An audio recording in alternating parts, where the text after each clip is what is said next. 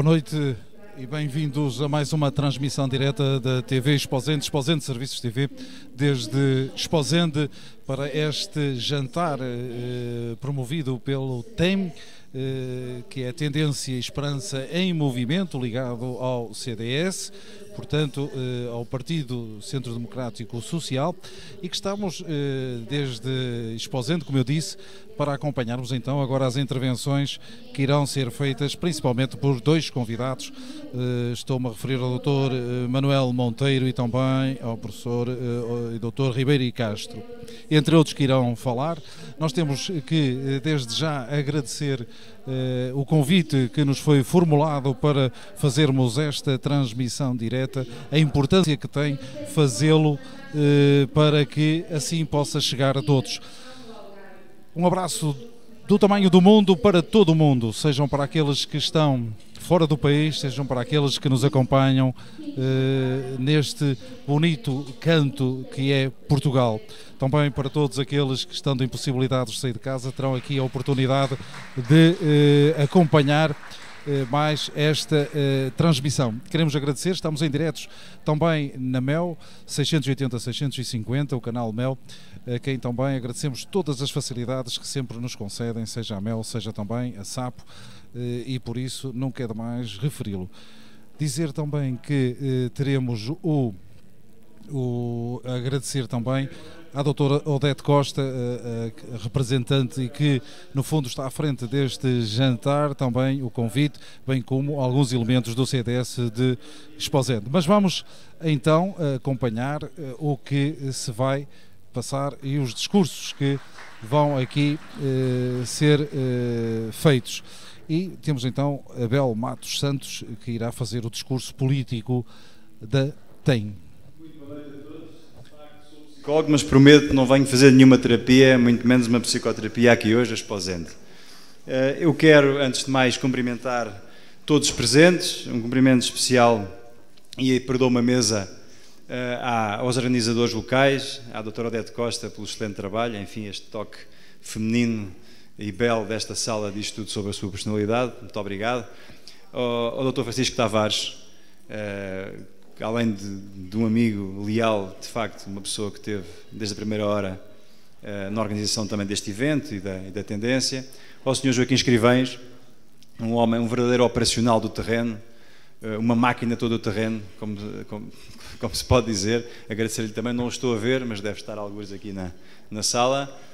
E cumprimentar de forma muito calorosa a Sra. Dona Madalena Silva, representando aqui as mulheres de fibra do Norte, cumprimentar o Sr. Dr. José Ribeiro e Castro, ex-presidente do CDS aqui presente, o Sr. Professor Manuel Monteiro, também ele, com muito gosto, é de facto uma alegria imensa vê-lo aqui entre nós, muito obrigado por ter vindo, e cumprimentar todos os presentes, todos os que são de Esposende, todos os que são do Norte, todos os que vieram de Lisboa, de outras zonas do país, e dizer-lhes que, de facto, este jantar me emociona pela vossa simpatia, pela vossa liberdade de pensamento e de ação, e também pelo facto de acreditarem e de darem o benefício da dúvida, pelo menos, para o início deste caminho que esperamos que seja duradouro e frutificante, que é, de facto, o caminho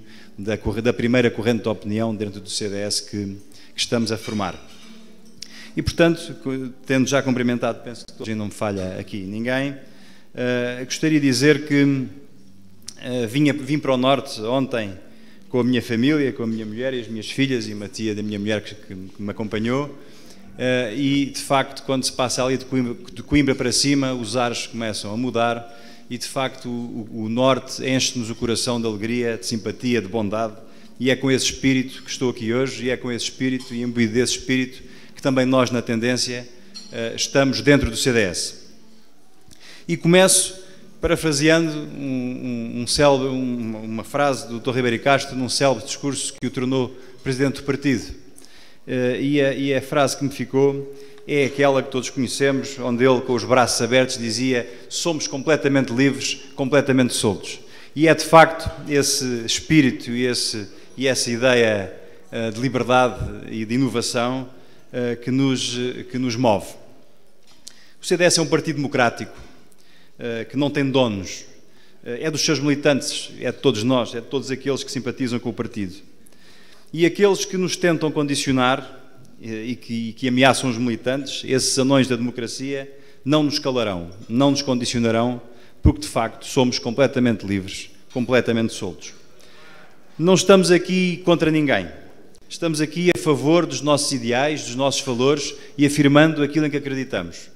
E acreditamos que podemos, de facto, trazer novamente para a esfera do partido e para a vida política os valores fundacionais do CDS, aqueles que nós designamos por democracia cristã.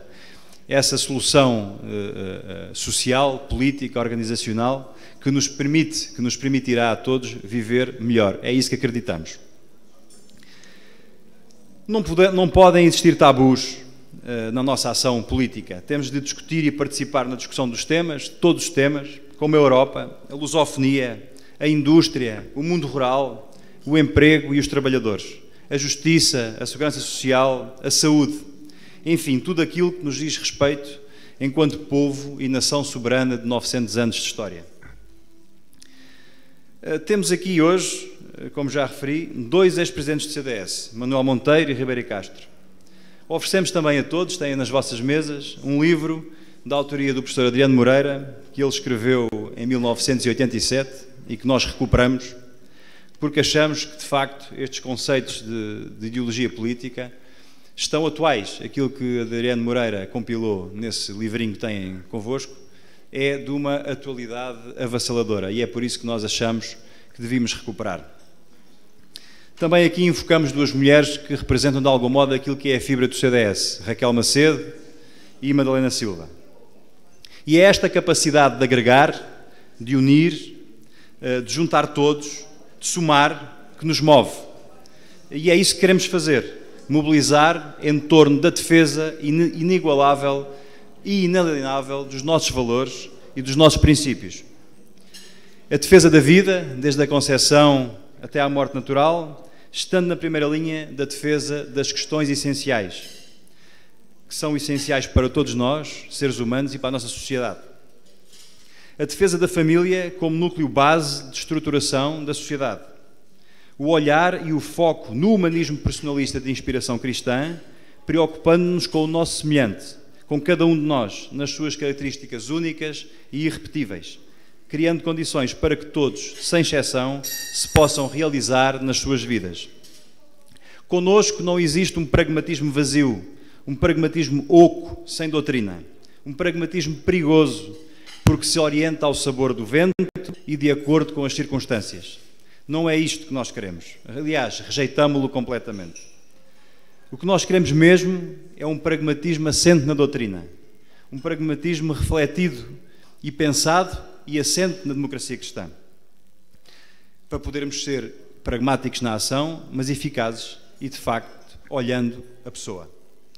Queremos ser construção, queremos ser parte da solução, porque queremos um CDS seguro, queremos um CDS previsível e confiável. E é com estas palavras que vos agradeço e vos peço que nos ajudem a existir para que possamos fazer a diferença. Essa diferença que tanta falta faz, cada vez mais faz falta. Viva o CDS, viva a TEM, viva a Exposende e viva Portugal. Muito obrigado.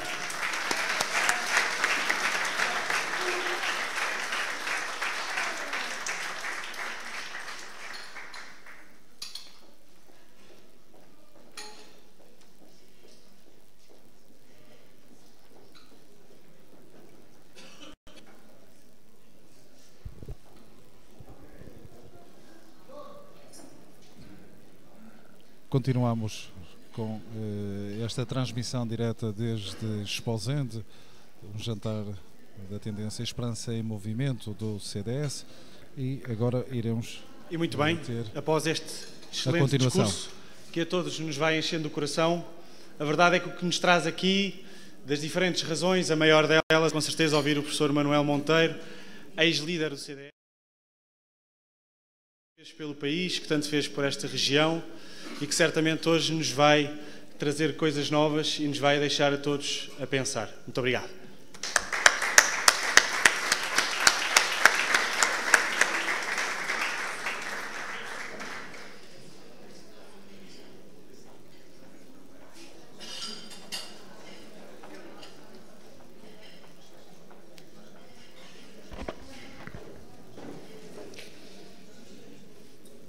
Minhas senhoras e meus senhores, eu quero começar por agradecer à senhora doutora Odete Costa, ao doutor Vasco Tavares, ao meu amigo Vasco Tavares, e à tendência nas pessoas do Sr. Doutor, respeitando todos os outros fundadores, mas essencialmente nas pessoas do Dr. Abel Santos e Dr. Luís Galhardini Graça, o honroso convite que me fizeram para aqui estar. E em nome da transparência, correndo o risco do meu amigo Miguel Leão ficar daqui a pouco zangado comigo, mas em nome da transparência, porque penso que na vida as pessoas devem ser claras, objetivas e transparentes, eu gostaria de lhes dizer que estou aqui como independente, não faço parte hoje do CDS, não estou a caminho do CDS e estou aqui essencialmente em nome do meu passado, de que me orgulho, que foi para mim uma honra, que não nego nem nunca negarei, precisamente porque quem se bate por princípios, por convicções, por valores, deve sempre ter orgulho naquilo que em determinado momento fez ao longo da sua vida. Com erros, mas com imensas alegrias. Fui presidente dos jovens do CDS durante muito tempo. Mais tarde, com muita honra, fui presidente do CDS Partido Popular, do qual me afastei por entender que os meus pontos de vista e a forma como entendo dever estar na vida já não se enquadravam no partido ao qual sempre estive ligado desde os 13 anos de idade. E estou aqui também em homenagem a um grupo de pessoas, de jovens, mais jovens, menos jovens, que num determinado dia me telefonaram por intermédio do Dr. Ribeiro Castro, do meu amigo Dr. Ribeiro Castro, dizendo-me que gostariam de intervir na vida pública em nome de valores e em nome de princípios. E eu disse-lhes presente numa conferência em que estive em Lisboa, na presença também do professor Adriano Moreira e do Dr. Ribeiro Castro, para falar de valores, para falar de democracia cristã, para falar de política.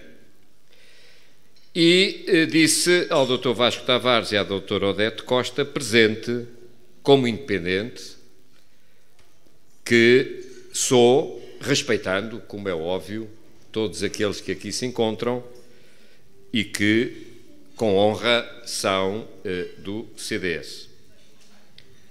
E outros que sei que também aqui estão e que não são do CDS.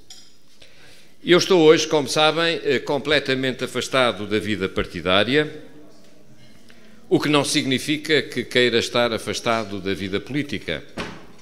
Penso, aliás, que a vida política não se esgota nos partidos, que beneficia os partidos todo aquele que queira dar um contributo válido e sério para a sua comunidade e para o seu país, mesmo que não esteja à espera de qualquer cargo de natureza pública para servir esse mesmo país. E esse aspecto parece-me um aspecto extraordinariamente importante. Houve tempos em que no Norte, no Centro, no Sul, na Madeira e nos Açores, e também nos círculos da imigração, muitas pessoas deram o seu tempo a sua vida, o seu empenho por princípios e por causas a que sempre entenderam aderir, sem estarem propriamente à espera de qualquer contrapartida de natureza financeira ou de outra natureza qualquer. Pergunto-me a mim próprio, e penso que esse é um momento também de reflexão, ou um momento importante para a reflexão, se esses tempos ainda hoje existem. Quero acreditar que sim, pelo contacto que tenho estabelecido com o Dr. Abel Santos, com o Dr. Galhardini Graça e por todos aqueles jovens que o acompanham.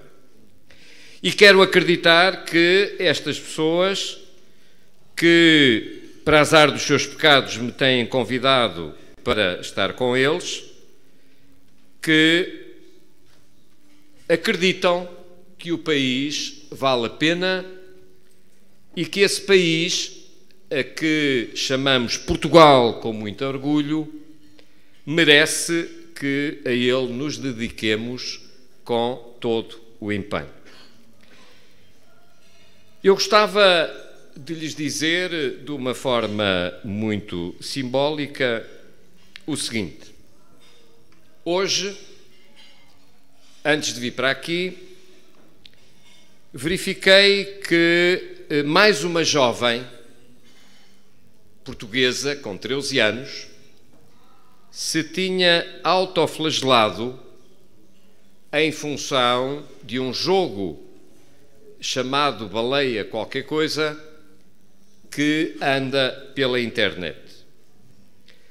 E constatei, com surpresa minha, que familiares dessa jovem reivindicavam a intervenção das autoridades públicas para que situações dessa natureza pudessem ser evitadas e não se pudessem repetir. Admito a preocupação desses familiares, mas perdoem-me que lhes diga o seguinte: a que estado chegou a sociedade portuguesa quando os pais pedem ao Estado para fazer aquilo que competia aos próprios pais fazerem e quando, infelizmente, tantos pais se desresponsabilizam do seu dever de pais de saberem também, em determinadas circunstâncias, dizer não a toda e qualquer vontade dos seus filhos. E esta questão é uma questão que revela alguma doença da própria sociedade. Uma sociedade que não assume na própria família as suas responsabilidades é uma sociedade que confunde liberdade com capacidade de intervenção e com a autoridade que inevitavelmente tem de existir dentro da própria família. Sem dúvida que as autoridades podem ter alguma intervenção, mas se pensarmos que se espera do Estado ou de qualquer governo que se substitua liminarmente ao papel que cabe e deve caber a um pai e a uma mãe, dificilmente podemos entender um sentido autêntico e verdadeiro de liberdade para essa mesma sociedade. E este aspecto é um aspecto relevante para mim, e por isso trazer a uma reflexão convosco, porque nós vivemos uma época em que fazemos depender das situações momentâneas que enfrentamos o nosso ânimo, a nossa crítica ou o nosso estado de espírito. Nós somos pessoas que tanto passamos de momentos de permanente exigência e de crítica para quem é corrupto, para momentos de total indiferença quando a vida económica aparenta estar mais calma. Eu não sou assim. Não consigo entender que tenhamos situações em que, de um momento para o outro, criticamos de uma forma contundente aqueles que dilapidam o erário público e o património nacional e que o fazemos quando eventualmente estamos em situação mais aflitiva na nossa vida pessoal, ou na nossa vida empresarial, ou na nossa vida familiar, para, no momento em que há uma aparência de calmia no problema da crise, imediatamente passarmos desse momento de crítica ou de exigência para um momento de indiferença total perante aqueles que tantas e tantas vezes foram responsáveis pela situação a que o nosso país chegou, mas que, com uma tranquilidade imensa, se apresentam a candidatura para uma autarquia local, seja ela qual for, no norte, no centro ou no sul do país, sem que nós tenhamos, em relação a essas mesmas pessoas, o mesmo grau de exigência e o mesmo grau de crítica. Nós hoje vivemos em Portugal uma situação, felizmente, de acalmia na crise financeira. Vamos admiti-lo. Há um ambiente positivo no país, há que reconhecê-lo. A esmagadora, ou sem razão, acreditam que os problemas maiores da nação portuguesa, sob o ponto de vista económico e sob o ponto de vista financeiro, está ultrapassada. Há um ambiente que demonstra que as taxas de consumo aumentaram exponencialmente em muitos pontos de Portugal, e isso é, sem dúvida nenhuma, motivo de satisfação para a esmagadora maioria das pessoas. Mas permitam-me que lhes diga também o seguinte: eu tenho consciência, aprendi isso ao longo da vida, que a esmagadora maioria dos cidadãos, não digo todos, mas a esmagadora maioria dos cidadãos, têm preocupações com a vida imediata. Não se pode esperar que o cidadão, de um modo geral, se preocupe a longo prazo com aquilo que eventualmente possa vir. Eu tenho que o respeitar, tenho que o reconhecer, tenho que o aceitar. Mas já me pergunto a mim próprio se tenho que aceitar essa mesma atitude, essa mesma postura e esse mesmo comportamento por parte de quem se propõe governar e por parte de quem tem responsabilidades públicas. Se respeito o cidadão que tem uma visão pragmática da vida, já tenho dúvidas que um governante ou que um candidato a governante possa ter essa visão extraordinariamente pragmática da vida e que não pense para além do médio prazo e que não pense a longo prazo. Portugal é hoje uma tábua de experiências extraordinárias sobre o déficit.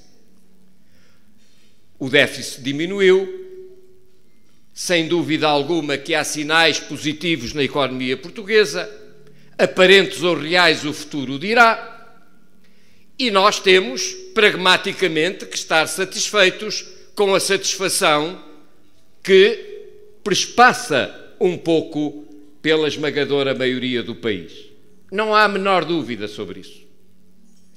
Mas há uma questão que nos deveria a todos preocupar, que é de saber se há uma estratégia nacional de afirmação produtiva, de afirmação estrutural sobre o próprio futuro do país.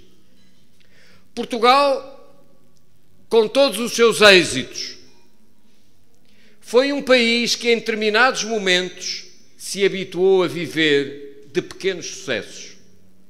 Foi assim com o ouro do Brasil, foi assim com as especiarias da Índia, foi assim com os fundos comunitários e agora é com o turismo. Devemos estar contentes com o turismo, não tenho a menor dúvida sobre isso.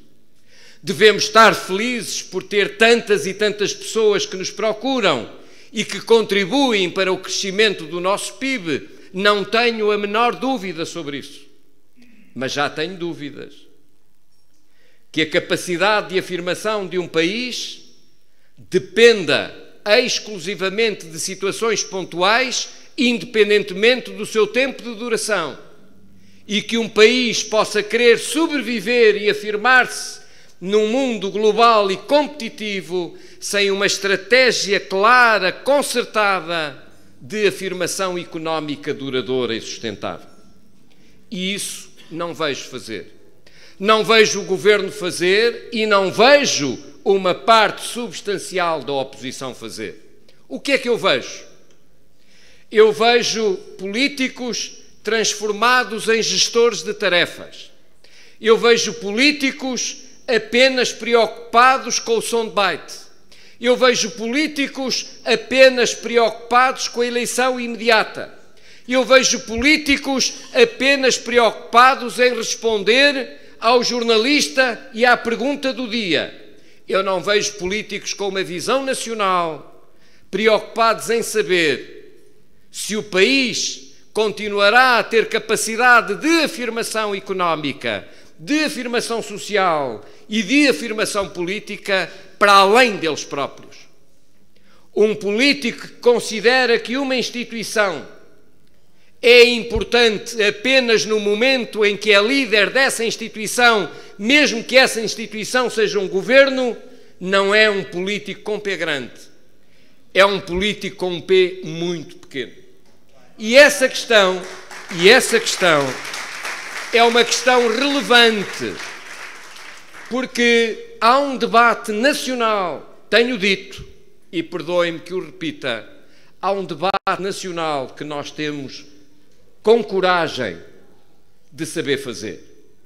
Nós temos o dever de relembrar os valores ideológicos e de saber se as ideologias, tal qual as pensamos, tal qual as abraçamos, continuam ou não continuam válidas. Porque, e perdoem-me, não vim aqui para dizer algo diferente daquilo que penso, mesmo que aquilo que eu penso não vá ao encontro daquilo que as senhoras e os senhores aqui presentes entendam pensar dentro da vossa liberdade. O que é hoje ser de direita ou de esquerda? Nós não podemos aceitar a ideia de um clichê colocado na testa das pessoas como se uma ideologia, uma ideia política fosse o mesmo que aderir a um clube de futebol. Nós não podemos aceitar clichês que servem apenas de slogan comunicacional, sem lhe dar substância, sem lhe dar conteúdo, sem termos a capacidade de afirmar o que é que significa defender determinados valores e determinados princípios.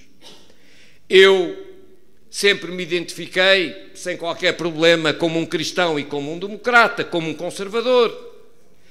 Tenho dúvidas, mas seguramente é um problema meu, que quem é cristão e democrata possa aceitar de bom termo a eutanásia. Tenho dúvidas para quem é cristão, democrata e conservador, que em nome da modernidade dos tempos se possa aceitar uma economia que se chama liberal, mas que é privada no lucro e pública no prejuízo. Tenho dúvidas que possamos aceitar a continuidade de pessoas que se apresentam com grandes empresários do país, ou mesmo locais, mas quando vamos verificar, constatamos que a maior parte dos seus negócios é subsidiado direta ou indiretamente pelo Estado. Tenho dúvidas que possamos chamar economia de mercado a pessoas que lançam empresas, seja na área da saúde, da educação ou em qualquer outro setor, mas quando vamos verificar, constatamos que uma parte essencial da sua atividade económica é subsidiada pelo orçamento do Estado. Tenho dúvidas que possamos chamar a isso economia de mercado. Tenho dúvidas quando se fala do desenvolvimento do país e chego à conclusão que em muitos concelhos de Portugal os grandes empregadores são as câmaras municipais e as santas casas da misericórdia, não são as atividades privadas e os empresários privados. Tenho dúvidas que possamos acreditar na sustentabilidade de um país e num crescimento de um país que à segunda-feira diz que é preciso diminuir a carga fiscal, mas à terça não assume que depende para viver dessa mesma carga fiscal. Tenho dúvidas que possamos chamar economia de mercado a um capitalismo selvagem, sem regras, sem valores, sem princípios, em que algumas pessoas criam empresas não para a sustentabilidade da sua atividade, mas não preocupados com quem lá trabalha, mas apenas preocupados com o seu bem-estar imediatista. Tenho dúvidas. E tenho dúvidas que esse não tenha que ser um discurso de quem não é de esquerda. Porque há para aí muitas pessoas dizendo preocupados com os trabalhadores, sem perceberem verdadeiramente o que é a essência do trabalho. E tenho dúvidas que muitas pessoas que falam hoje do mercado de trabalho saibam verdadeiramente aquilo que se passa em muitas empresas de Portugal. Tenho dúvidas. E tenho dúvidas por constatar que há uma atividade pescatória cada vez mais vocacionada ao fracasso e ao abandono. Tenho dúvidas na sustentabilidade de afirmação de um país que vive permanentemente à espera do benefício de qualquer ministro que chega com mais pompa ou menos circunstância, trazendo a boa nova de um cheque ou de um apoio comunitário.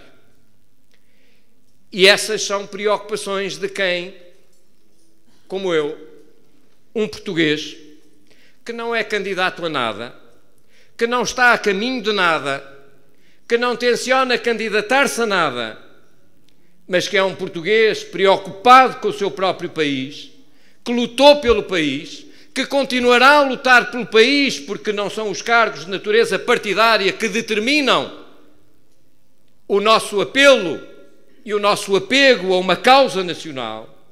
E tenho dúvidas que essa verdadeira vontade nacional esteja presente em muita da intervenção política.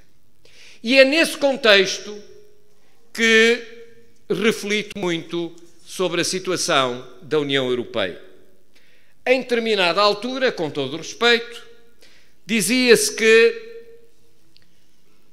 hoje não havia nem federalistas nem soberanistas. Chegou-se a falar dos eurocalmos. Eu não sei o que isso é. Eu não sei o que é um eurocalmo, como também não sei o que é um euroexcitado. Eu admito que quem não tem valores, quem não tem ideias, quem não tem princípios, utiliza uns rótulos para se descartar e ter que responder verdadeiramente àquilo que é. Porque a política só ganha quando nós nos assumimos como tal. A política só ganha quando as pessoas dizem aquilo que são e aquilo que não são. Eu tenho o maior respeito por quem fundou o CDS, o PSD, o PS ou qualquer outro partido. Mas há uma coisa que eu sei. Quando era miúdo, e eu não vivo do passado, mas quando era miúdo, nós sabíamos porque é que éramos de um determinado partido. Tínhamos uma causa. Sabíamos qual era o nosso adversário e qual era o nosso inimigo. Tínhamos identidade. Tínhamos valores, tínhamos princípios, havia uma fronteira. Não significava que não conversássemos com o nosso adversário, mas sabíamos o que éramos. A partir de determinada altura, a política passou a ser tudo e o seu contrário. O que interessa é o clichê, o título da notícia, o rótulo, o embrulho, nunca o conteúdo. E é nesse contexto que nós passámos de uma época em que se discutia a União Europeia entre federalistas e soberanistas, entre mais defensores da Europa das Nações, entre defensores de uma Europa de cooperação e, com toda a legitimidade, defensores de uma Europa de mais integração. Nós sabíamos quem era quem. E isso é democracia. Isso é política. Abandonámos o debate político. Abandonámos o debate político em nome de supostas ideias erradas, dizendo que quem era soberanista era anti-europeu, que quem não concordava com o pensamento dominante era populista, que quem não concordava com uma determinada ideia da Europa era demagogo, que queria que Portugal voltasse atrás e a andar de burro, etc, etc, etc. A verdade é que os soberanistas, nos quais sempre me incluí com muito orgulho, tentaram apagá-los, silenciá-los, e hoje, pasme-se, anda o mundo inteiro perturbado porque está aí a extrema-direita. Foram eles que a criaram. Foram estes senhores que criaram a extrema-direita. Foram estes senhores que criaram todas as condições para que o extremismo voltasse e da pior forma. E andam, cá estaremos para ver, amanhã, felizes e contentes, se a extrema-direita não ganhar as eleições em França, como se alguém que tenha 30% ou próximo de 30% numas eleições como um país em França, sejam derrotados. Como se alguém que tenha 30% em França possa ser equiparado a alguém que tem 30% na Holanda ou na Áustria.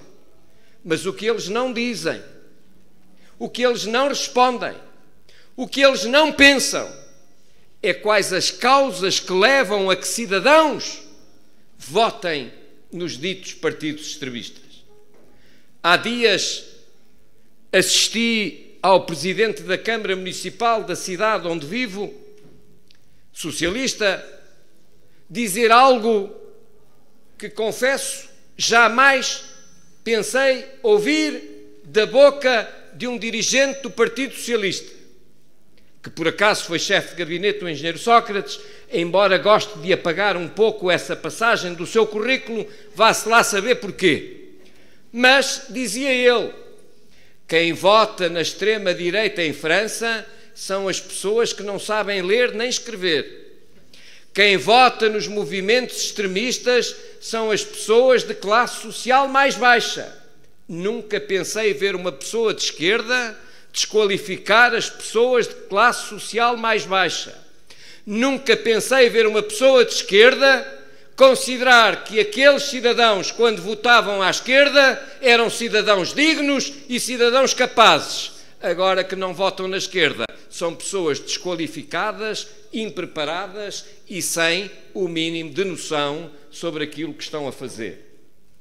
Bom, não deixa de ser curioso perguntar o que leva operários, o que leva gente humilde, o que leva gente idosa a dizer não a um sistema político podre.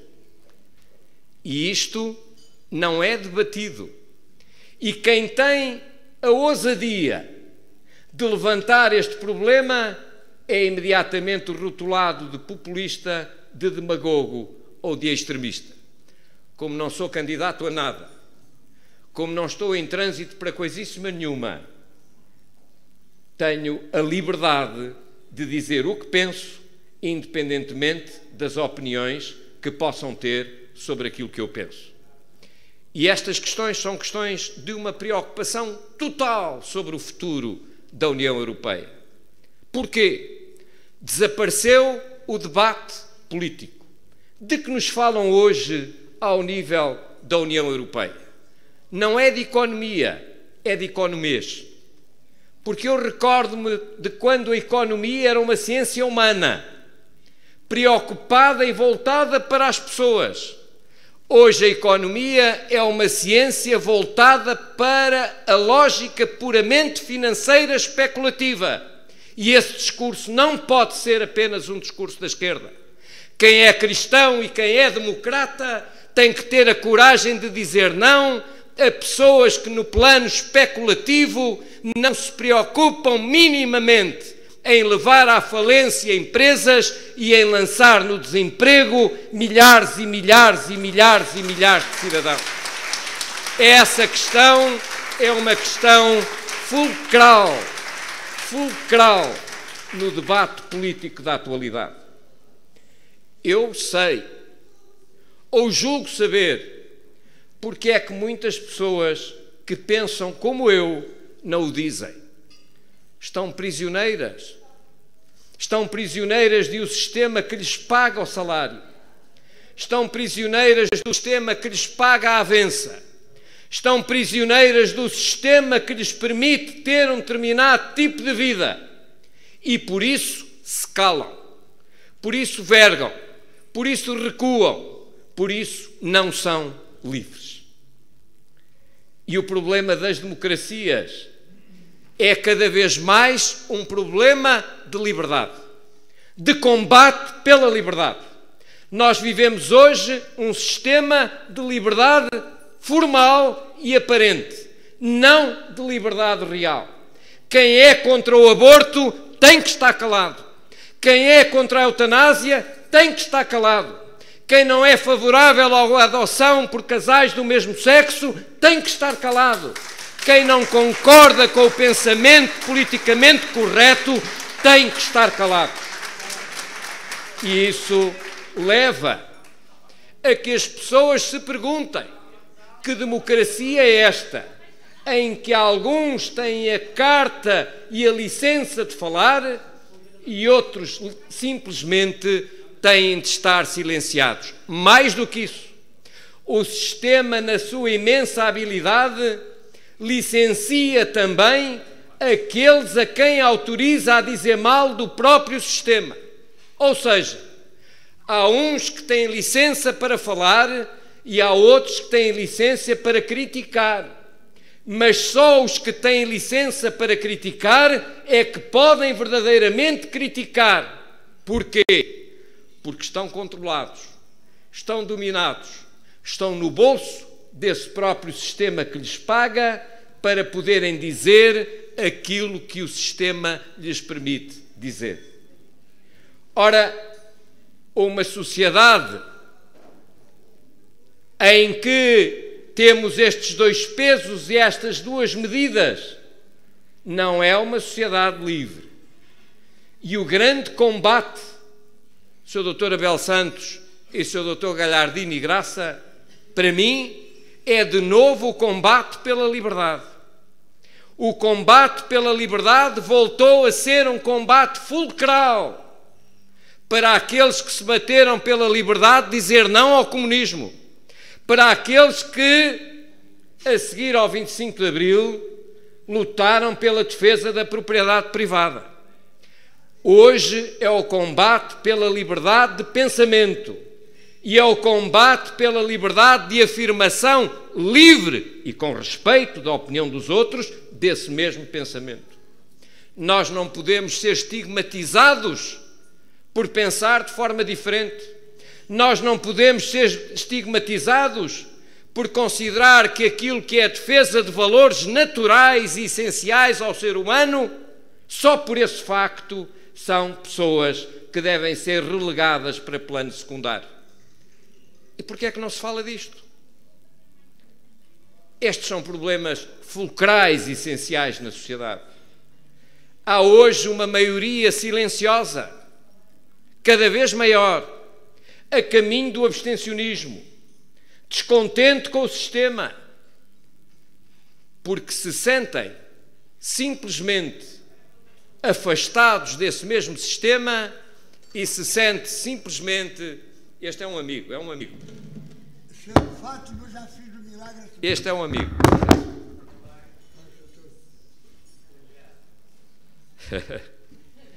Este senhor, penso que o conhecem.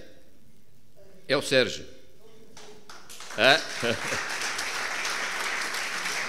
É uma figura, é um ícone, penso que é um ícone, aqui de Fão.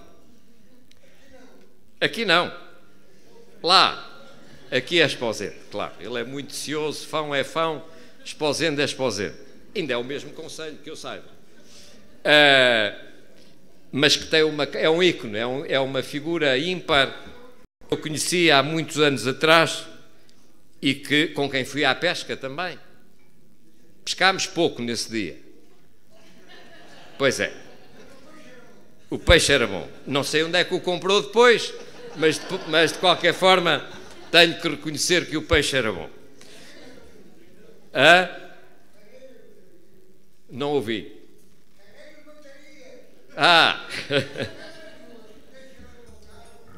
Não. Isto é do Mar de Fão? De Fão, sim senhor. Não é nenhuma peça qualificada ou classificada, veja lá. De Fão, pronto, muito bem. Olha, não lhe brinde com água porque dá azar, mas saúde. Deixe-me só concluir e depois já continuamos a conversar. Mas dizia-lhes eu que essa luta por valores é uma luta que vale a pena. O CDS, fora do CDS, é uma luta pela qual vale a pena. Porque Portugal tem muita gente de bem. Portugal tem gente honrada, pessoas de grande valor, de grande coragem, de grande determinação, nas escolas, nos hospitais, na segurança social, nas empresas. Portugal tem gente de bem, em relação à qual deve existir uma palavra de confiança e de espírito positivo. Eu sou positivo, quero ser positivo. Mas ser positivo não significa ignorar aquilo que nos deve preocupar. E se lhes dizia há pouco, para concluir, que nós necessitamos de regressar a um combate pela liberdade, nós necessitamos de regressar a um debate político. Não há política a mais, há política a menos. Há politiquice muita, mas há política a menos. Deixou de haver debate ideológico. Eu próprio tenho que lhes confessar que muitas vezes vejo determinados programas na televisão e tenho a noção de que não estão a falar para mim. Não entendo a linguagem, não entendo o que ali é dito. Há uma linguagem codificada, extraordinariamente tecnicista, que depois imediatamente é justificada por algumas pessoas dizendo que as ideologias não nos põem comida na mesa. É verdade. É o trabalho e a criação de riqueza que nos põe comida na mesa. É verdade. Mas é o debate político. É o debate de ideias. É o debate de valores que contribui para definirmos o rumo e o modelo da sociedade que pode criar essa mesma riqueza e que, através dela, colocar-nos comida na mesa. Uma sociedade onde deixou de existir debate político e em que os políticos são apresentados apenas como o gestor corrente, como alguém que aparece para dizer eu faço melhor do que o outro. Esse debate político não é nada. Eu sei quem o introduziu. Eu sei quem introduziu esse conceito. Tenho maior respeito por pessoas que em determinado momento entenderam aderir a outras formações políticas. Eu próprio o fiz, não a uma formação já formada, mas recordo-me de um senhor chamado Cavaco Silva, que em determinado momento disse: temos que debater política não interessa. O que interessa é fazer obra. A obra por si justifica tudo. E a obra por si não justifica tudo. A obra é fundamental. A obra é importante, mas a obra por si não justifica tudo. E essa questão é uma questão, caros doutores, que me parece relevante para a missão que os senhores têm pela frente. Desejo-lhes as maiores felicidades.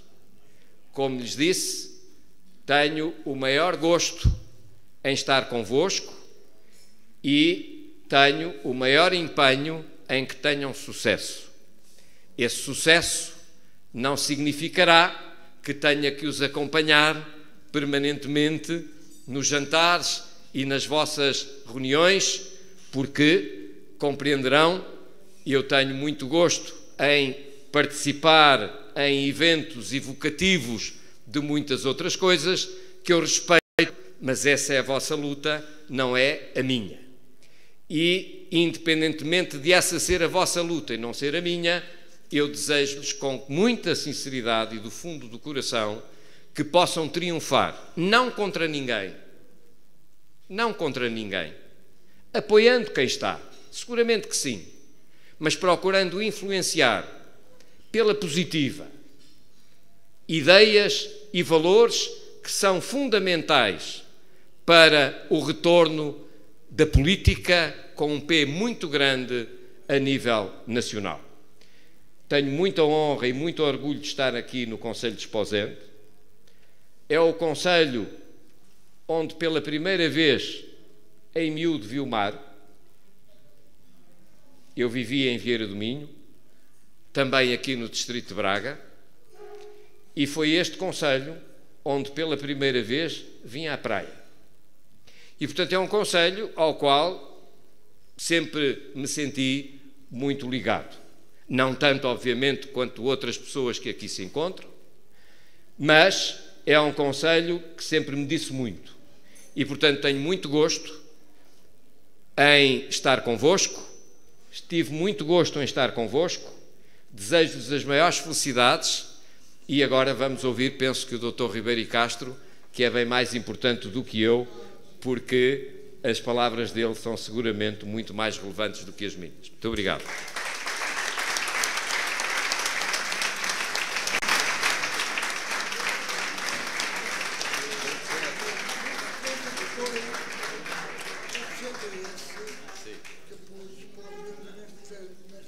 É verdade, está aqui, está aqui.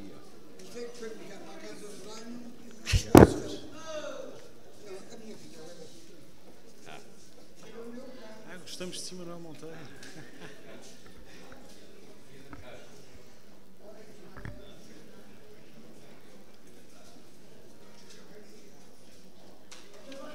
Nuno Moreira. Nuno Moreira. Muito bem.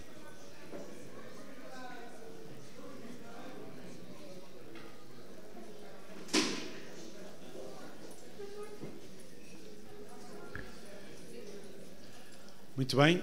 Foi de facto um enorme discurso que nos encheu a alma. Digo-eu por mim, cada vez que ouço o professor Manuel Monteiro, sai de alma cheia. Há também aqui uma pessoa que quase passa entre os pingos da chuva e que eu queria pedir uma grande salva de palmas, porque a mim, enquanto homem que se quer fazer político, me tem ajudado muito e chama-se Francisco Tavares.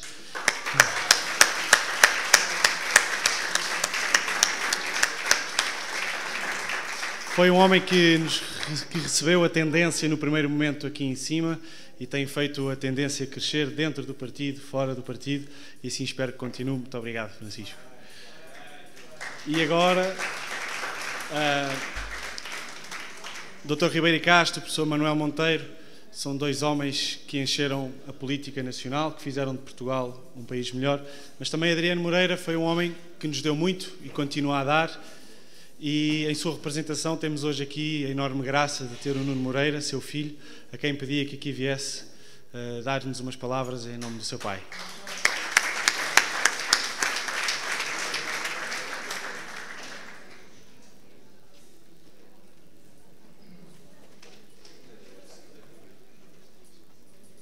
Boa noite a todos.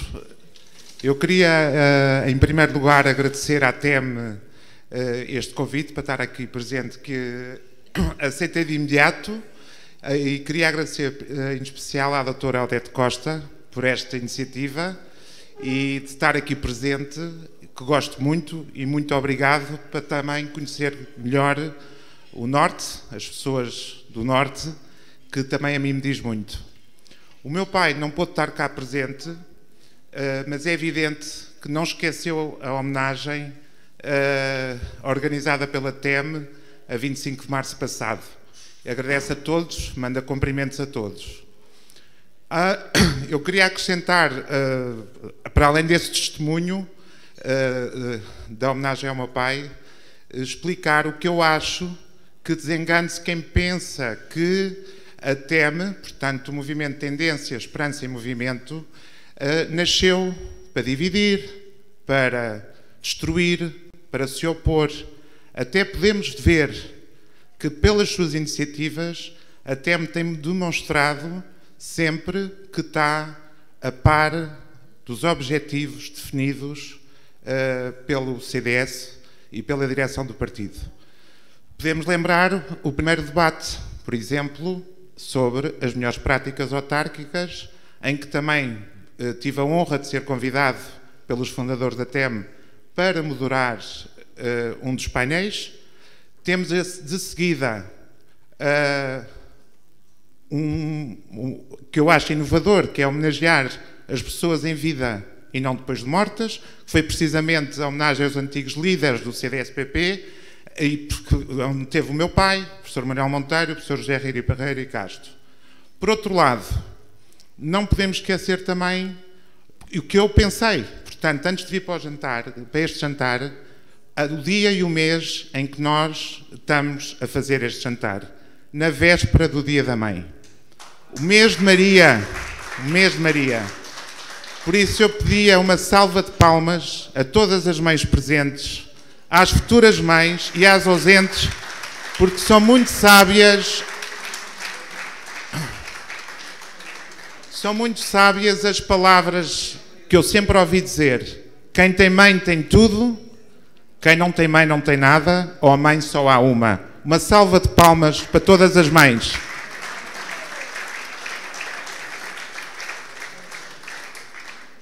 E voltando à questão política, e ouvindo com muita atenção o professor Manuel Monteiro, que quem admiro muito também, não tenho dúvidas que me assusta a tal abstenção de que se referiu, a forma como gerações mais novas ou mais velhas se afastaram do exercício da política e, de facto, há várias razões, já mencionadas pelo professor Manuel Monteiro, mas eu penso que uma das que poderá ter levado a esta situação é porque todos os partidos tornaram-se iguais.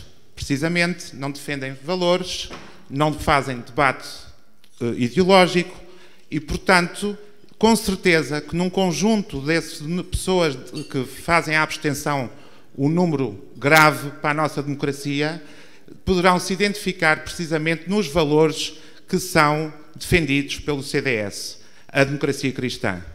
Muito obrigado a todos e muito obrigado à TEM Norte por esta organização e por ter dado a oportunidade de partilhar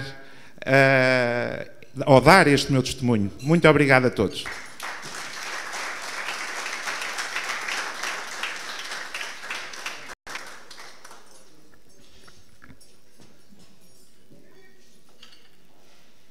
Ainda antes de terminarmos, como muitos já saberão, a tendência é hoje um grupo muito alargado e que esperamos que cada vez cresça mais dia após dia na sociedade civil.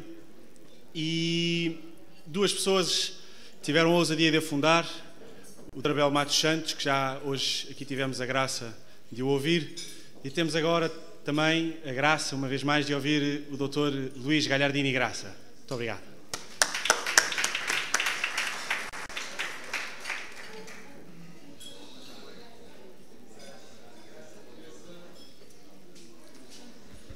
Boa noite a todos. Não me vou alongar, a hora já vai adiantada. O Nuno tirou-me umas palavras da boca. Eu queria homenagear todas as mães e todas as mulheres nesta sala e ausentes e começar por agradecer à minha mulher que hoje me acompanha, a esposende, e começar por dizer que ela é um grande barómetro para mim, para a minha vida. Em primeiro lugar, é um barómetro de felicidade, numa perspectiva muito simples: mulher feliz, família feliz. Portanto, esse é o primeiro barómetro. E depois, em termos de política, eu estou no CDS desde 2005. Entrei quando o Dr. Ribeiro Castro assume a presidência. E desde 2005 que a minha mulher nunca me acompanhou a evento nenhum político. Curiosamente, convidei-a para ir à homenagem aos 3 ex-líderes do partido no dia 25 de março e a minha mulher foi. E no fim perguntei-lhe, obviamente, se é um barómetro nós temos que perguntar como é que as coisas correram, e falou-me da sobriedade do professor Adriano Moreira, falou-me da irreverência, da frontalidade e da verdade do professor Manuel Monteiro, mas acima de tudo disse-me: gostei muito do Dr. Ribeiro e Castro. E porquê? Porque o Dr. Ribeiro e Castro estava solto, fez humor sempre fino e inteligente, como é próprio das pessoas acima da média. Eu não vou estar muito tempo a homenagear o Dr. Ribeiro e Castro, porque a melhor forma de homenagear alguém em vida é deixá-lo falar. E nós não queremos armar-nos em políticos canivete suíço. Portanto, não vamos ser os chicos espertos que mudamos de gravata e falamos de estratégia, ou de soberania, ou do mar, ou de educação. Por isso, vamos dar voz a quem, desde sempre, pautou a sua vida por o fazer, com profundidade, com pensamento político, e um homem que acreditamos profundamente vai dar voz a estes grandes homens que muitas vezes não conseguiram ter a voz que mereciam. E, portanto, contem connosco para ser construção, contem connosco para ser parte da solução, mas também contamos com todos vós, porque sem a vossa contribuição não seremos nada. A melhor forma, e finalizo, a melhor forma de talvez homenagear o Dr. Ribeiro e Castro é quebrando o protocolo e agradecendo ao Odete Costa por ter começado a quebrar o protocolo, porque as regras são para ser quebradas. Vou pedir a um grande amigo do Dr. Ribeiro e Castro para vir dizer 2 ou 3 palavras que não estava no programa, mas vou pedir a um grande amigo do Dr. Ribeiro e Castro para lhe dizer 2 palavras, e esta é a melhor forma que a tem de o homenagear. José Paulo Areia de Carvalho, peço desculpa, umas palavras para o Dr. Ribeiro e Castro. E desculpa. Muito boa noite a todos. Eu fui apanhado de surpresa porque eu fui convidado para vir ao jantar e há uns minutos atrás, o Luís disse-me que gostava que eu dissesse alguma coisa acerca do Dr. Ribeiro e Castro.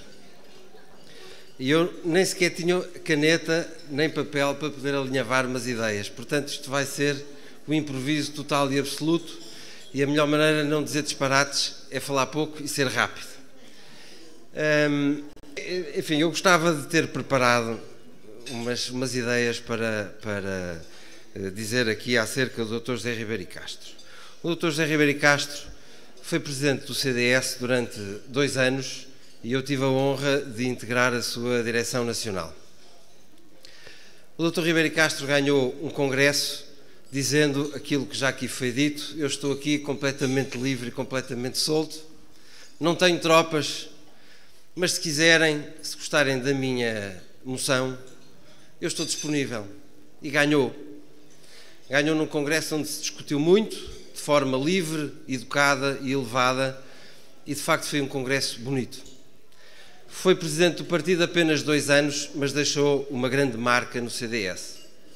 Aquilo que o Dr. Ribeiro e Castro queria para o CDS é que o CDS deixasse de alternar entre a anarquia total e um esquema ditatorial, ou seja, queria um partido onde iniciativas com uma tendência, esperança e movimento fossem marca distintiva, ou seja, que se discutissem ideias, que se aprofundassem ideias, que houvesse debate, que as estruturas locais fervilhassem, mas que tudo isto se fizesse com unidade, ou seja, sem estar contra ninguém e sem que qualquer iniciativa já fosse algo que tinha em mente destituir alguém.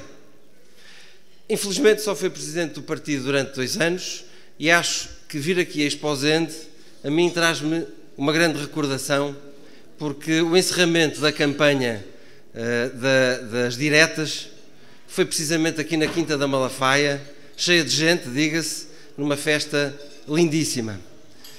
O Dr. Ribeiro Castro dizia uma coisa muito interessante: o partido não pode ser só montra, também tem que ter armazém. Ou seja, não podemos só encenar bandeiras e palavras bonitas, é preciso ter ideias, é preciso ter projetos. É isto que, de facto, a tendência Esperança em Movimento está a fazer.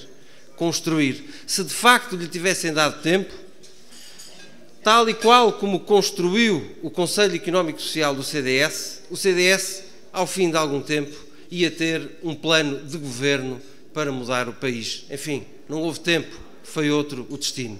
Eu termino dizendo que acho que o melhor elogio que lhe posso dar, e que acho que todos lhe podemos dar, é que, se pensarmos genuinamente, se há alguém que hoje em dia personifica o espírito fundador democrata cristão do CDS, é o Dr. José Ribeiro Castro. Os outros todos que me perdoem, mas é ele. E se há alguém que transporta de forma genuína o legado de Adelina Mar da Costa, é o Dr. José Ribeiro Castro. É assim que ele faz política, de forma genuína. Tudo aquilo que diz é exatamente aquilo que pensa. E tudo aquilo que fazia era exatamente aquilo que achava que estava bem. Por isso, assim me despeço, meus caros amigos. Muito obrigado. Boa noite.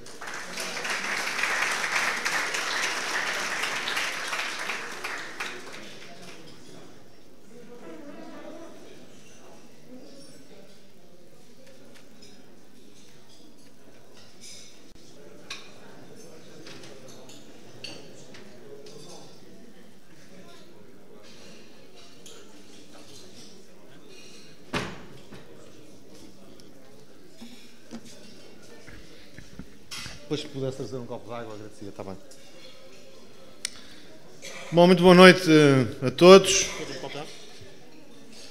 Queria agradecer à ATEM o convite para estar aqui nesta magnífica sessão do Norte. Queria agradecer em particular ao Abel Matos Santos e ao Luís Galhardino e Graça, e de uma forma muito calorosa e especial ao Odete Costa e ao Francisco Vaz de Tavares, já aqui várias vezes e justamente várias vezes nomeados pelo trabalho na organização deste primeiro encontro da vossa corrente opinião aqui no Norte.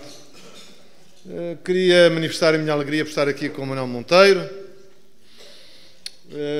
e também ter aqui encontrado caras amigas de há muitos anos do CDS, de 74, de 75, 76, alguns, outros de outras andanças e outros mais recentes.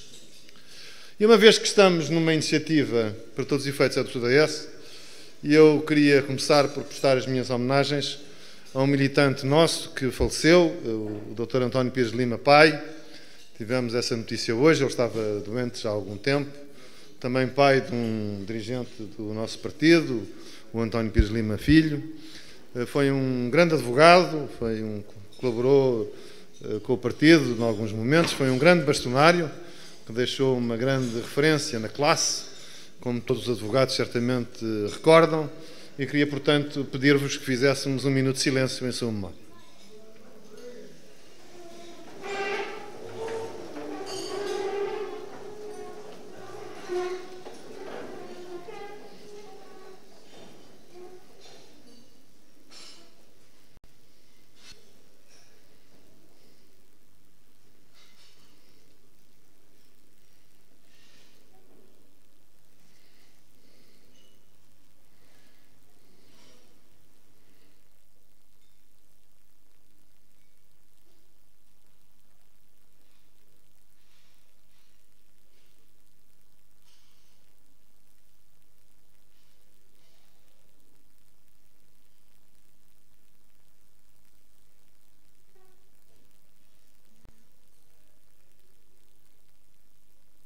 Muito obrigado.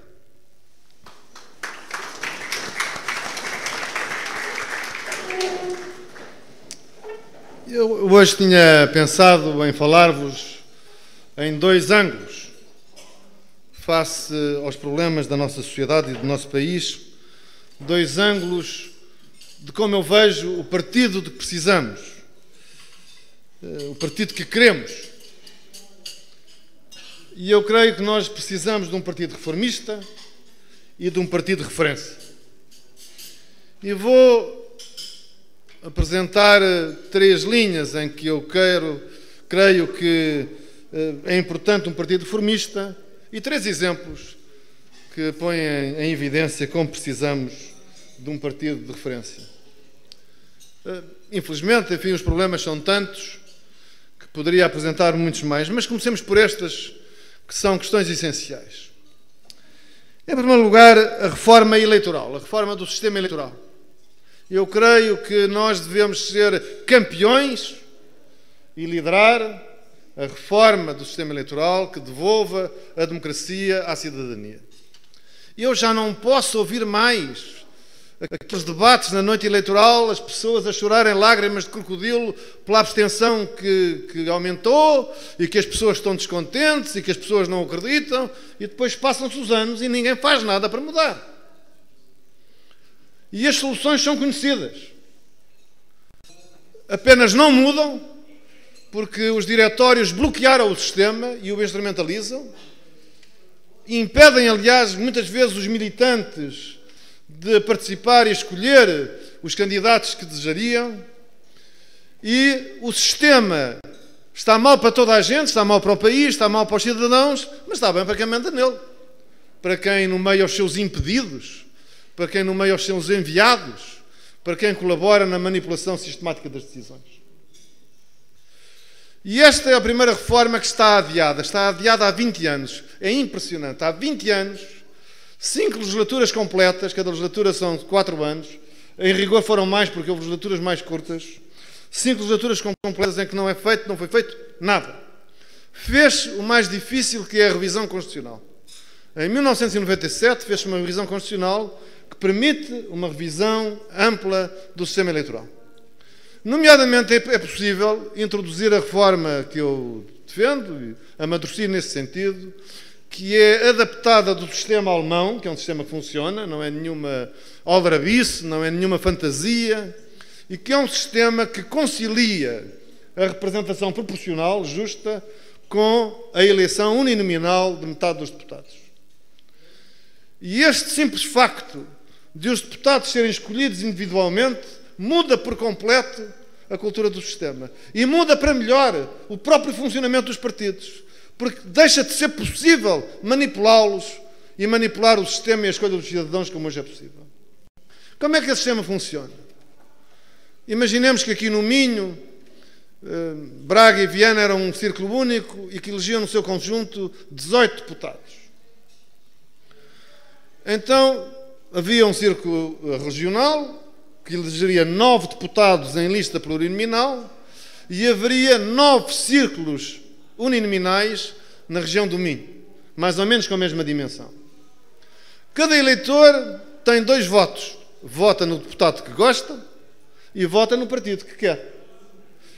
E a votação que determina a proporção da representação é a votação no partido. Portanto, o sistema é justo. O sistema funciona e o resultado final na Assembleia da República é termos os deputados repartidos pela proporção certa. E então como é que é? Imaginemos que um partido tem 20% na região aqui do Minho. Portanto, teria sensivelmente direito a eleger 4 deputados. 20% de 18 é sensivelmente 4 deputados. Bom, e nos círculos uninominais elegeu 1. Conseguiu ganhar uma eleição nominal. Então, esse partido já tinha um eleito e ia buscar 3 à lista. Mas imaginemos que elegeu 4 uninominais. Elegeu 4 uninominais, já não vai buscar nenhum à lista porque já tem a sua cota. Ganhou em 5. Tem candidatos muito bons e, embora só tivesse direito a 4, elegeu 5. Mantém os 5. Portanto, o Minho, em vez de eleger 18, iria eleger 19. É o que chama o deputado sobrenumerário. Portanto, este sistema é um sistema que funciona, que dá direitos justos aos pequenos e médios partidos, tal como aos grandes partidos, e que eu defendo que fosse completado com um Círculo Nacional de Compensação, como foi feito nas eleições regionais dos Açores. Isto é, se houvesse distorções na representação, far-se-ia uma compensação por um círculo plurinominal nacional. E acertava-se uma proporção justa de representação. O círculo nacional é possível desde 1991. Há 26 anos. Ainda não foi introduzido nas leis eleitorais.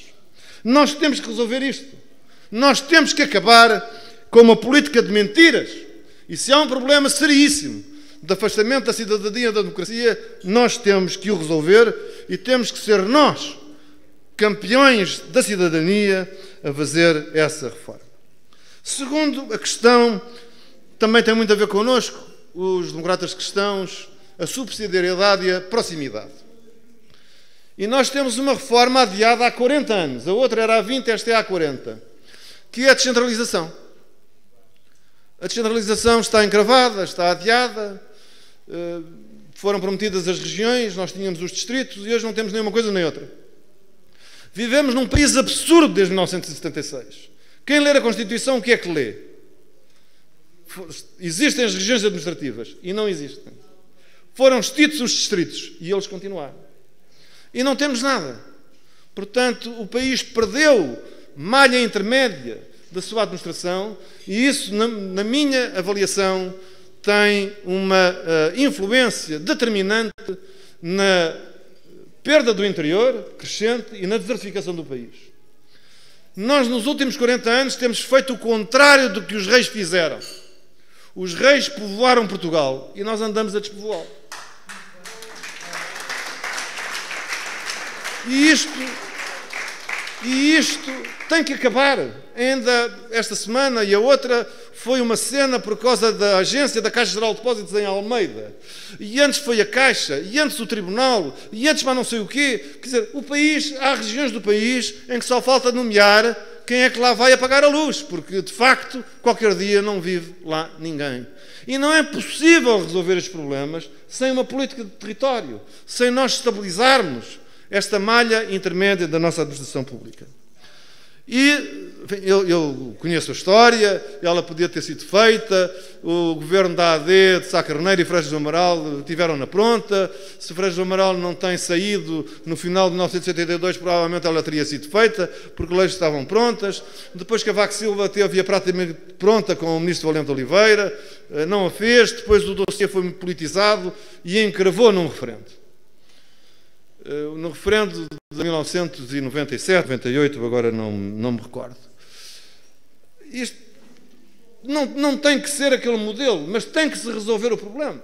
Não podemos é ficar 20 anos, estamos 40 anos amarrados à Constituição e 20 anos amarrados ao resultado do referendo, sem resolver seriamente o problema. E chamemos-lhe departamento, província, distrito, o que seja, nós temos que resolver este problema. Terceira questão, a sustentabilidade da política, a sustentabilidade do Estado, a sustentabilidade do Estado Social. Esse é todo o problema em que o país tem vivido e que nos trouxe até à intervenção última da Troika e ao nível extraordinário da dívida pública que nós temos. Cerca de 130% do PIB. O limite do Tratado de Maastricht eram 60% do PIB, o limite máximo. Já é um exagero, 60% do PIB. E nós estamos para cima do dobro disso. E isto significa que nós temos que fazer uma reforma profundíssima do Estado e temos de ser também nós próprios a começar a fazer esse debate através de órgãos como o Conselho Económico e Social ou outros, e eu agradeço as palavras do José Paulo Carvalho a esse respeito, porque de facto isso tem que vir da base. As pessoas têm que se apoderar, como agora se diz, é muito da moda fazer o empowerment, apoderar dos problemas, discuti-los, compreendê-los, concorrer para as soluções. Nós temos que ter um Estado à nossa medida, um Estado mais barato, um Estado confortável para a nossa economia, pelas famílias, que não pode ser esta fonte de carga contínua sobre aqueles que poupam, aqueles que têm alguma coisa e também penalizando a agilidade das empresas e a sua capacidade de criação de emprego. E esta reforma está por fazer há 15 anos. Eu costumo medir esta questão a partir do célebre discurso da tanga do Dr. Durão Barroso como Primeiro-Ministro. Recordam certamente, quando tomou posse como Primeiro-Ministro, no primeiro debate do programa de governo na Assembleia da República, a certa altura disse: o país está de tanga. E o país deu-se conta do problema financeiro em que temos. E foi um escândalo. Foi um escândalo, não é o país estar de tanga. Isso não é problema nenhum. Foi um problema ele ter dito isso. Isso é que foi um escândalo. Em Portugal, nós chegamos a um estado das coisas em que o rei andar nu não tem problema. O que é um problema é alguém dizer que o rei vai nu. E ao fim de 15 anos, com vários jogos e dificuldades, nós ainda não damos o problema como totalmente resolvido. Como o Manuel Monteiro disse há pouco, e é verdade, a situação tem vindo a melhorar, mas nós não podemos dar a situação como segura. Basta que o BCE mude a sua política e fica tudo numa grande aflição. Portanto, nós temos que, de facto, reformar o Estado, reduzir as exigências da despesa pública e libertar as famílias destes encargos e a economia deste peso. Agora, gostava de passar para outro tema que deve ser referencial no CDS, como aqui também disse o Manuel Monteiro. Nós somos um partido de valores, temos que o ser, um partido de princípios. Temos vivido tempos difíceis nesta matéria, mas não é certamente tempo de desistir, nem hora de baixar os braços. E irrita-me, aborrece-me, que com este moda e maredo chamado pragmatismo, travestido de ideologia, nós temos vivido, como eu disse o outro dia no vosso encontro da Junqueira, sob a reitoria ideológica do Bloco de Esquerda desde o princípio do século. Desde o ano 2000, que quem manda nisto é o Bloco de Esquerda. Primeiro era o Louçã e o Fernando Rosas e mais não sei quem. Agora são as Gêmeas Mortáguas e a Catarina Martins, e de facto têm a batuta, não é verdade? E fazem um relatório sobre a dívida e lá vem o professor Louçã dar a interpretação autêntica desse relatório e pôr os seus tenores e as suas vozes afinadas. E à direita não há ninguém que faça a resposta do ponto de vista ideológico em muitas matérias. Vamos dar alguns exemplos recentes. Liberdade de ensino. Com este governo, nós temos assistido em Portugal ao mais violento ataque à liberdade de ensino de que eu me recordo. Nunca vi uma coisa assim. Bom, o ano passado ainda houve umas manifestações, uma reação, os chamados amarelos, e alguns partidos, como havia manifestações, apareciam a dar a sua graça. O Ministério atuou com dureza, partiu as espinhas aos colégios, alguns tiveram de fechar, professores despedidos, já não há energias para as manifestações, e os partidos caladinhos. Caladinhos. No início do ano havia a notícia de 500 professores despedidos. Se fosse ao contrário, a FENPROF tê-los-ia todos os dias no Parlamento a exigir esclarecimentos e a exigir justiça. Como era do outro lado, ninguém faz nada. O outro dia, soube a história aqui de um colégio muito conhecido e muito prestigiado, vazia um serviço social importante e que baixou de 2.500 alunos para cerca de 500 ou 400 e vai continuar a baixar. E a cada ano tem que despedir 40 professores. E ninguém vale estes professores, nem estas escolas. A questão dos contratos de associação é uma questão muito controversa. Eu próprio nunca gostei muito dessa solução e sempre preveni que era uma solução armadilhada, que na primeira oportunidade o Estado tirava o tapete e seria difícil sustentar essa solução.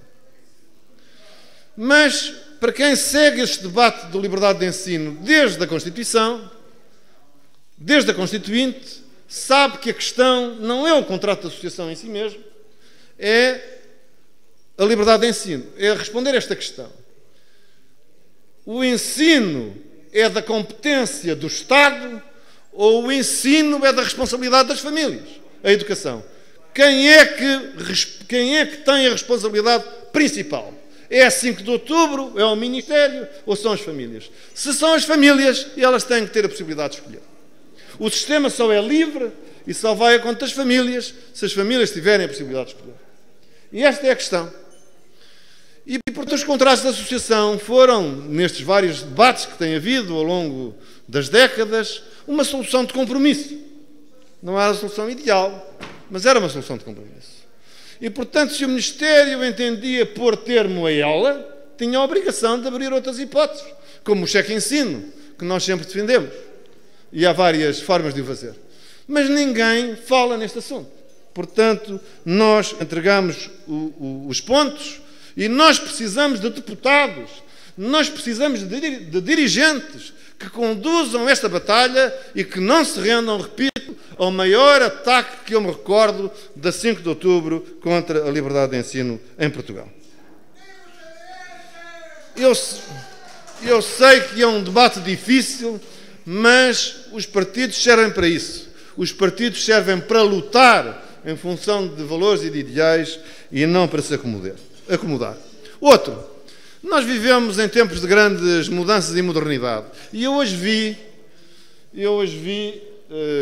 espero que esteja a bola vermelha no ar, a hora já é adequada, em que eu vou contar e ouvi no noticiário da RTP à hora do almoço. E recomendo que leiam as notícias, mas vejam a peça da RTP que encontram na internet. Hoje foi anunciada uma grande inovação que é a fertilização recíproca. Portanto, o Conselho Nacional da Procriação Medicamente Assistida decretou que está consagrada a fertilização recíproca e, portanto, uma criança pode ter duas mães biológicas. E diz o doutor juiz que preside este Conselho que isto não tem discussão, porque diz ele que o Conselho Nacional da Procriação Medicamente Assistida é como ao Banco de Portugal para o sistema financeiro. Ele diz, está dito. Portanto, é uma espécie de resolução do BES. O Banco de Portugal disse, está dito. Aqui na PMA, ele disse que há duas mães biológicas, ponto final, parágrafo, não temos que discutir. Não há cá Assembleia da República, não há lei, não há nada, não há Conselho Nacional de Ética para as Ciências da Vida, não há nada. Ele disse, está dito. Então, como é que isto se faz? É assim. Uma mulher dá o ovo, esse óvulo é fecundado, isto dá aqui um problema técnico, porque é preciso fecundar o óvulo, e depois o óvulo é implantado no útero de outra mulher. E então tem duas mães biológicas. Pai não interessa. Pai não interessa. Portanto, esta criança, e isto está bem no seu entender. Há um problema técnico, que ele disse, é o esperma. E ele estava muito triste porque o esperma tem que ser importado. E então fez um apelo aos jovens, vejam na televisão, não sei o que é que ele quer fazer aos jovens. E portanto, nós estamos numa... Eu gostaria de ter a certeza que para a semana alguém ia disputar isto. Como é que é possível que o Conselho Nacional para a Procriação Medicamente Assistida, que é um órgão agregado à Assembleia da República, determine isto sem que ninguém o questione e introduza na nossa legislação? Gostava.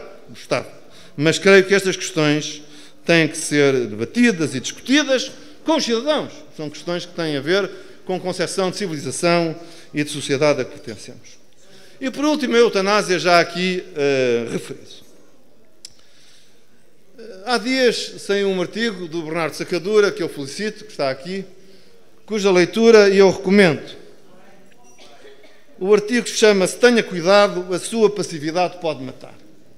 E é um artigo sobre a pouca gente que esteve numa manifestação na Assembleia da República no domingo passado. Eu também lá estive e de facto eram muitos poucos, também não tive muito tempo, não podia. Enfim, há outras questões quanto à convocação dessa manifestação, mas de facto as questões que o Bernardo coloca são questões certeiras. E para além da passividade das pessoas, da cidadania em geral, que ele interpretava, e eu creio que é também necessário que nós reflitamos sobre a passividade da política, que é disso que nós tratamos. Eu tinha um tio que era militar, que era comando,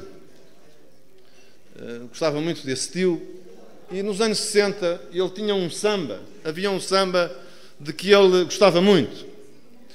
E esse samba, que é um samba popular brasileiro, ainda se ouve às vezes, o samba é assim: nega do cabelo duro, qual é o pente que te penteia? Qual é o pente que te penteia? Qual é o pente que te penteia? Nega do cabelo duro, qual é o pente que te penteia? E esta é a questão da política. Qual é o pente que te penteia? Qual é a ideia que te comanda? Chefes da cabeça dura, qual é a ideia que te comanda? E essa é a questão essencial que nós temos que saber e discutir. A tal firmeza de espírito de que falava a Odete aqui ao princípio. Quanto à eutanásia, o mundo tem 193 países. Só 5 têm eutanásia. E há quem queira que Portugal seja o 6º. E não há muita gente a fazer esse combate na política. No nosso partido temos a deputada Isabel Galriça Neto, bem, com um trabalho muito meritório na área dos cuidados paliativos, e tem sido uma persistente, uma heroína nesse combate, e a JP, com algumas iniciativas, e não me lembro de mais nada. Não me lembro de mais nada.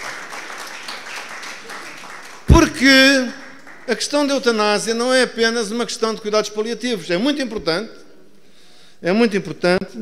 mas é um debate jurídico, é um debate ético, é um debate sobre os médicos.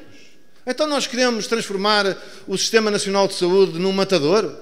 Nós queremos matadores nos hospitais ou nos centros de saúde?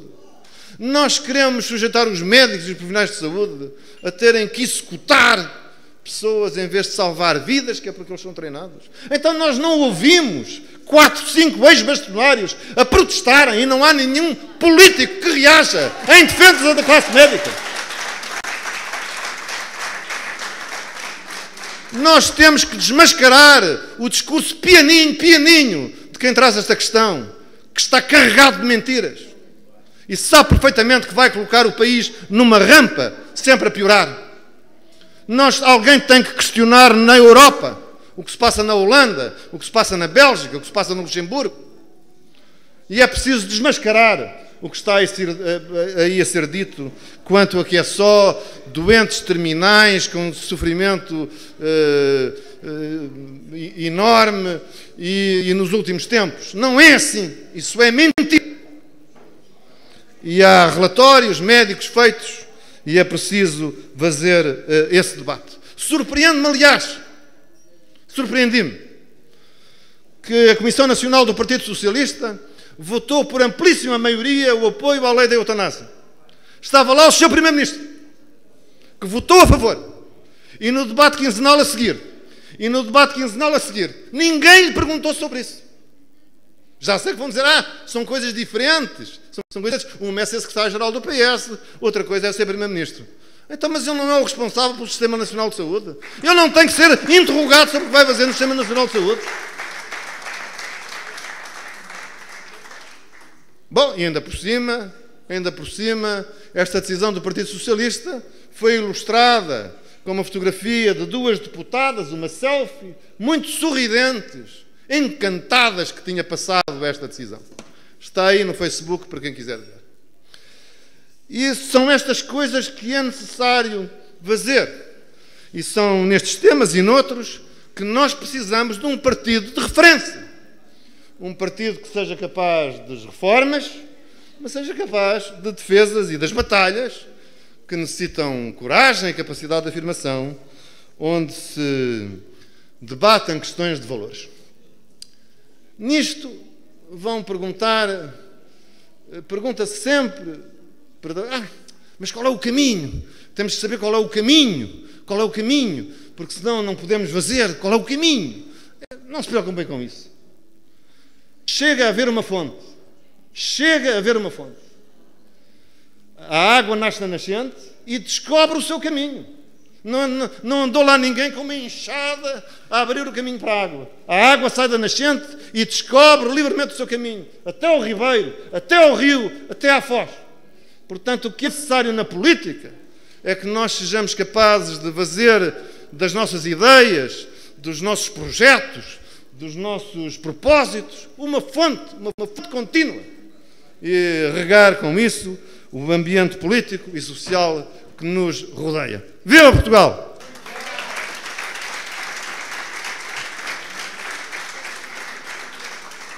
E nunca se esqueçam, nega do cabelo duro, qual é o pente que te penteia? Qual é o pente que te penteia? Esta é aqui a questão fundamental.